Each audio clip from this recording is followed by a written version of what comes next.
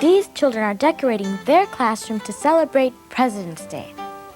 How do you decorate your classroom for this special day?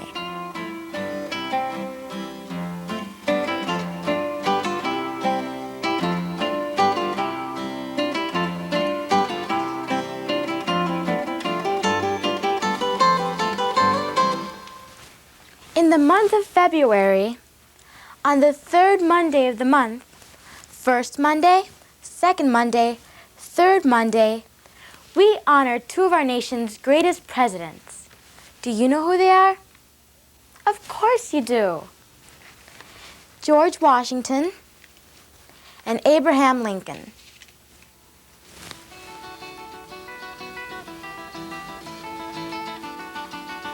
This is our nation's capital in Washington, D.C. Our president works here and lives in the White House. Washington has lots of famous buildings and statues that were built to honor American presidents of the past. This is the Washington Monument, and thousands of people visit it each day of the year.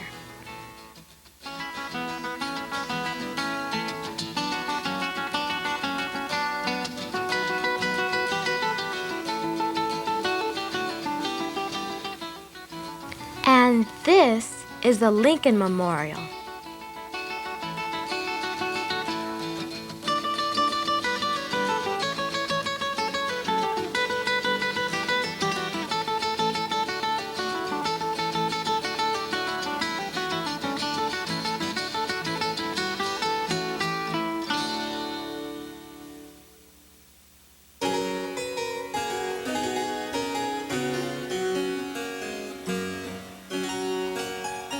George Washington, our first president, lived at Mount Vernon in the state of Virginia.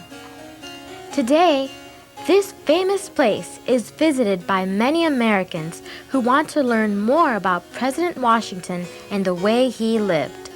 At his home, visitors often meet actors who tell us about the way George Washington and the people he knew lived. Being that Mr. Washington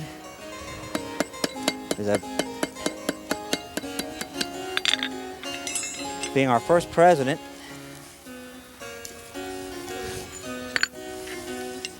and one of the greatest men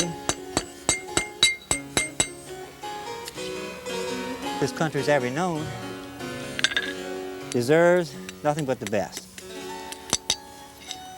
And this will be one nail to put into the President's shoes. Good morning, young folks. I'm Dr. Young. I'm one of Washington's friends, and I'm one of his doctors. And there's a few things you might, since you come to visit George Washington today, did any of you ever read or hear someplace that Washington had wooden teeth? Yeah. Yes? Well, he did not have wooden teeth. What he had was a set of false teeth that were made silver to hold the teeth. And the second set of teeth, they took a rhinoceros tooth and they cut it up into little pieces, cut it up into teeth and mounted it in the silver. Washington's last illness was caused because of his love of his plantation. It was a terrible December day and he was riding around the plantation trying to keep it in order. And he caught a very bad cold. It's developed into probably strep throat and possibly pneumonia, and he died just because he was taking care of his plantation. George Washington and his wife, Martha, are buried at Mount Vernon, and many people visit their graves to honor them.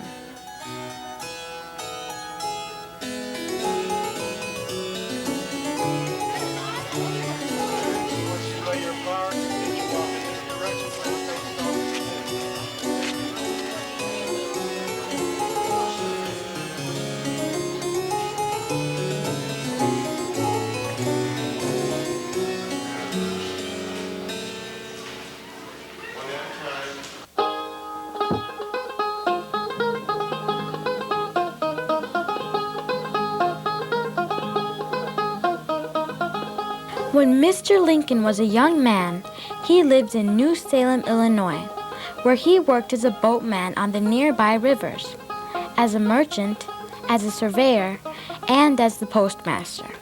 Can you imagine what life was like for Mr. Lincoln and the other people who lived here over 160 years ago? Welcome to Lincoln's New Salem. Over here across the field we had the school where the children attended. They had to walk 1.25 miles each day to attend school. And over on this side we have the homes where the people lived. There's no electricity, there's no furnace, it's a very difficult time. The children had to haul logs into the home each day for heat.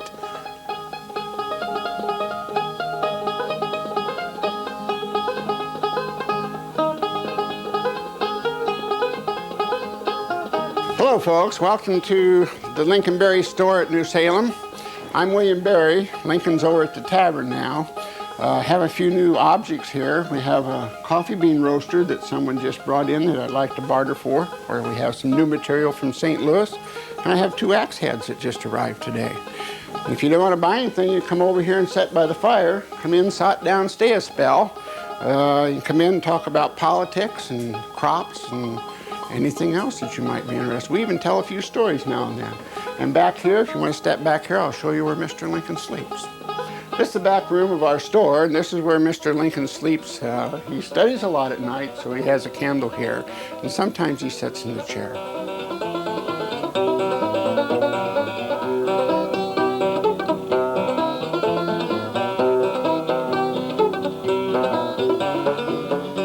Well, hello. Welcome to the Rutledge Tavern.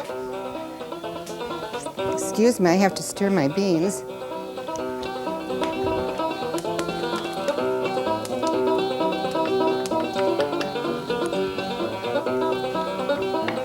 This is the best tavern in the village. Matter of fact, it's the only one. Abraham Lincoln comes here quite often. He loves my ham and beans. Would you like to take a look around and see all the things that I have to take care of the tavern?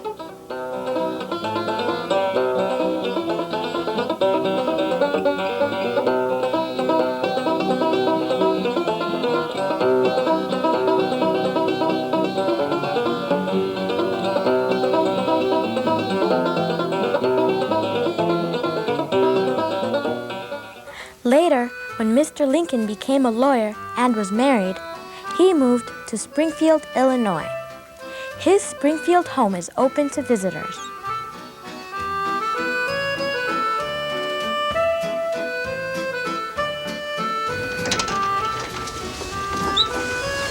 Good morning. Here we are. Welcome to Mr. Lincoln's home. I'm going to ask you to step right in the parlor there, and I'll be with you in just a minute.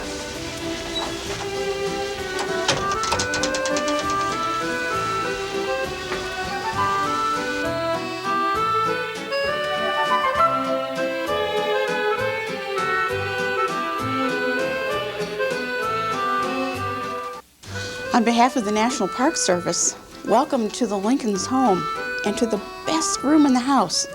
This is the part of the home where the Lincolns invited special guests and had parties and fancy receptions.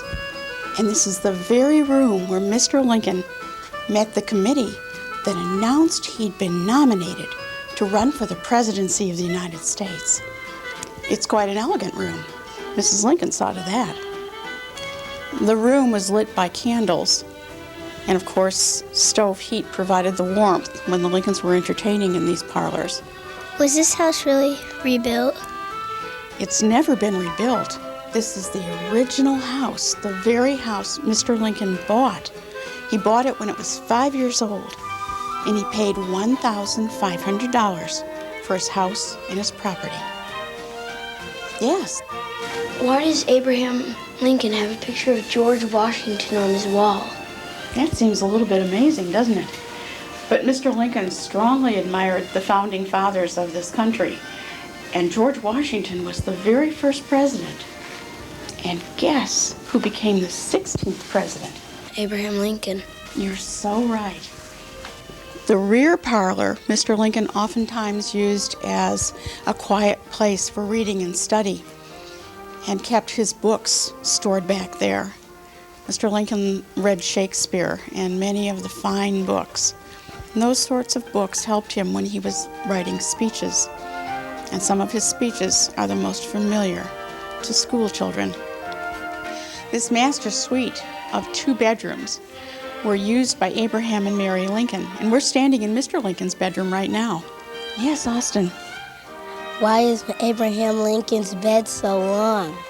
Well, Mr. Lincoln was a pretty good-sized man. Why, back then when folks saw him coming down the street, he must have looked like a giant. He was 6 feet, 4 inches tall, and that's without his hat. We're finishing our tour today in the busiest room of the entire house. This is the kitchen. And my goodness, every meal of the day was made here. The family baked. There'd be bread and pies and all the good things that the Lincolns had coming out of that stove. Mrs. Lincoln was a good cook. Now, I don't know if anybody sees a faucet here. And if you did see one, I think I'd be surprised. The Lincolns got their water outside.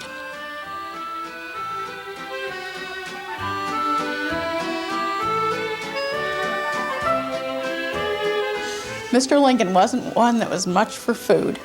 I suppose that he could take it or leave it. But he liked a good cup of coffee and a nice, crisp apple.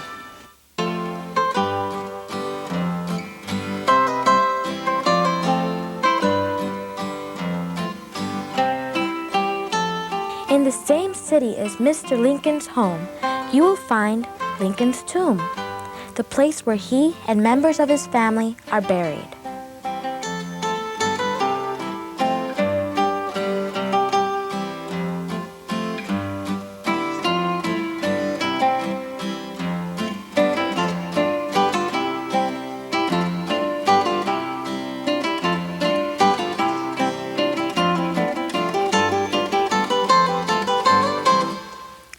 Although we celebrate the birthday of our 2 most famous presidents on the 3rd Monday of February, that isn't their real birthday.